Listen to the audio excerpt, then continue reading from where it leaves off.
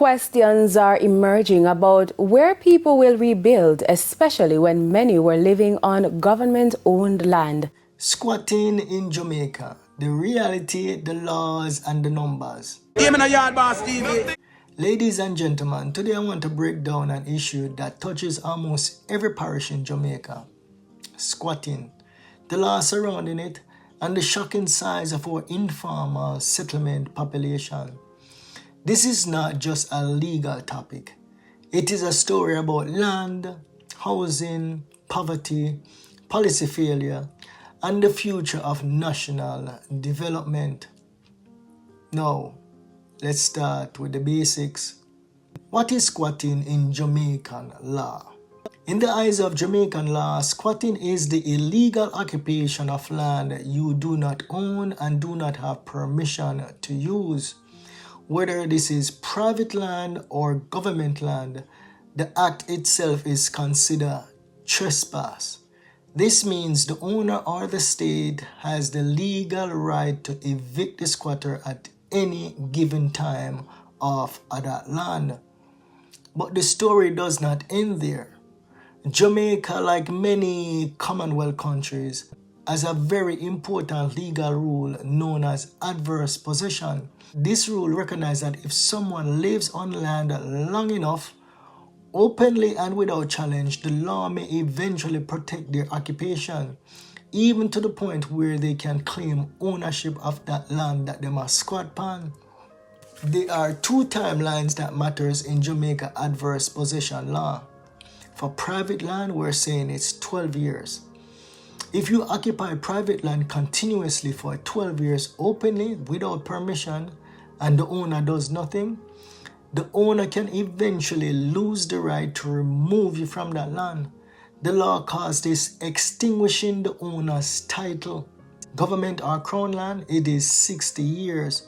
For most government land, the timeline is 60 years of continuous occupation. This exists to protect the state's property from being easily taken through adverse possession. The government has signaled its intention to extend all state lands to 60 years to stop people from quickly claiming government property. So some government land is 12 years and others is 60 years. So yes, squatting starts illegally, but if the state or private owner sleeps on their rights long enough, the law can flip the script into the squatter's favor. So if you're a squatter, pay close attention to the video here. How does a squatter gain legal rights? Even after the time limit expires, a squatter does not automatically get the title. What actually happens is the original owner loses the legal right to evict. The squatter can then apply for a certificate of title through the National Land Agency using the adverse possession process. This requires a survey plan, affidavit from neighbors, proof of long-term occupation, newspaper notices, a legal application under the Register of Title Act. If no one objects and the evidence is strong, the squatter can ultimately receive legal ownership of the land. Yeah. Squatting on government land, policy versus law. So even though adverse possession exists in theory, the government generally fights aggressively to prevent people from claiming state land. Instead, long-standing informal communities are usually dealt with under regularization programs such as Operation Pride, Land Settlement Scheme, systematic title registration projects. Through these programs, residents may receive leases, land purchase options, or full title at subsidized prices. Now, the big question: how many Jamaicans are actually squatting? Jah Jah. Now let's talk about the numbers, because the scale is enormous. Technical and research estimate. So most studies like the World Bank CAPRI says that about 20% of Jamaicans live in a squatter or informal settlement. That's roughly 600,000 people. Political and public estimates, many political leaders have quoted a higher number, about 700,000 people living in informal settlement. That's about 1/4 of the population. So there is this 1/3 of Jamaicans living in squatter. So the 1/3 come from just the politician, them saying, oh, it's a 1/3 thing, where they must say over 1 million people in Jamaica is actually living in squatter. But what is the realistic numbers for like 2025, just an estimate? So using Jamaica current population of about 2.8 million people, the most accurate figure is anywhere from 600,000 to 700 Jamaicans that are squatting or living in informal settlement. That means 1 in every 5 or as many as 1 in every 4 Jamaicans that you walk past on the road is actually squatting on land with them not own without a registered title. Jah Jah, it rough. Even at the lower end, this is a national crisis, not a small issue affecting a handful of community. It is a national crisis. The national impact on squatting. Squatting affects Jamaica on multiple levels. So we have the housing crisis. So a large percentage of Jamaicans cannot afford formal housing or titled land. This fuels rapid, unplanned land occupation. The land them too damn expensive. Infrastructure chaos.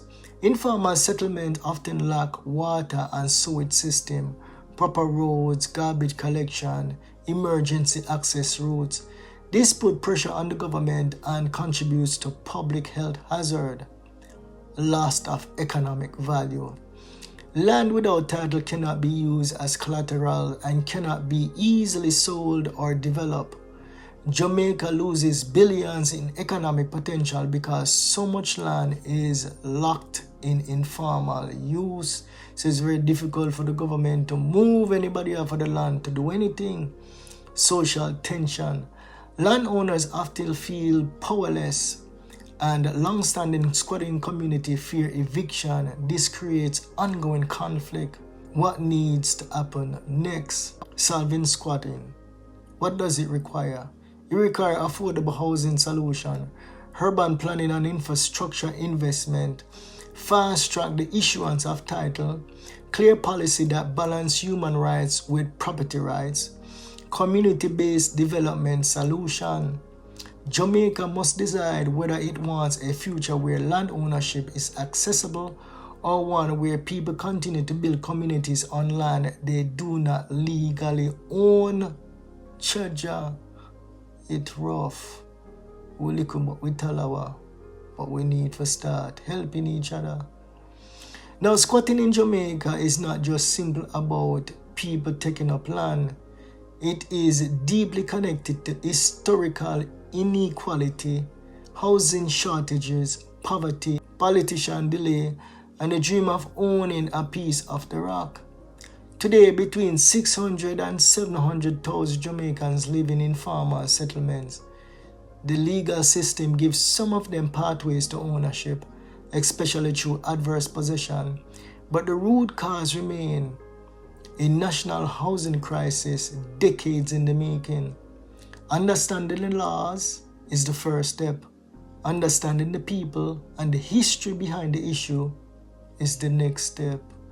Jah Jah, Mr. Politician man, what you gonna do for the people that wanna own the land?